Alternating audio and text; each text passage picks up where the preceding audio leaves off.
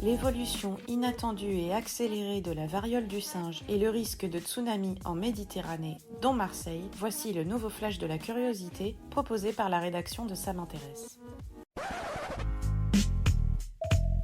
La différence entre l'homme des cavernes et nous, c'est le résultat de la science. Et ce n'est pas une opinion, c'est de la science. Notre monde n'est pas si moche. 50 mutations inattendues ont été découvertes par les scientifiques.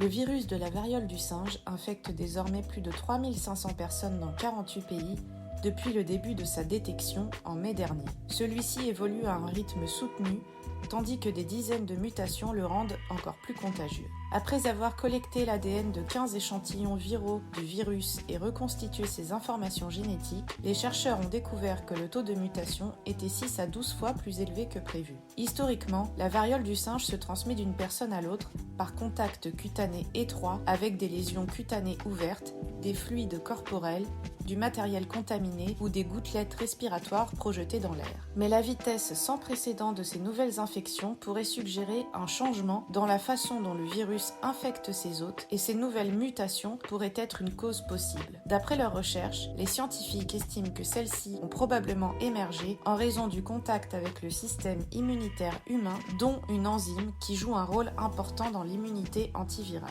Ces taux importants de mutation de la variole du singe ont commencé en 2018. Depuis, les experts pensent que le virus s'est propagé par le biais des animaux dans des pays non endémiques sans que celui-ci ne soit détecté avant d'infecter les humains. Super, j'adore. Alors écoute-moi bien, je vais essayer d'être clair avec toi. Ouais, génial.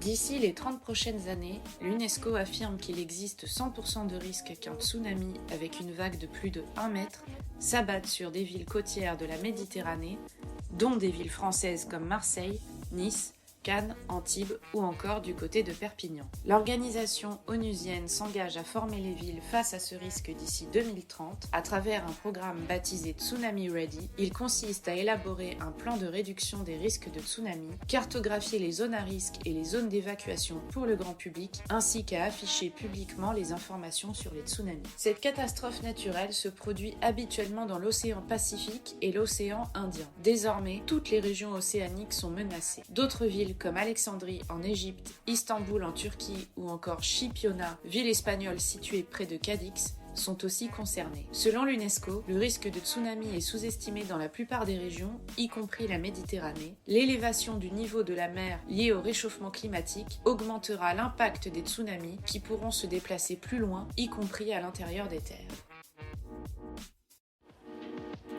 Voilà, c'est tout pour aujourd'hui. On se retrouve bientôt pour un nouveau flash.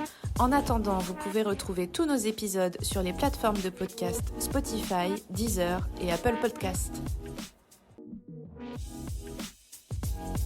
Voilà. Il ne reste plus qu'à vous remercier de votre attention. Au revoir.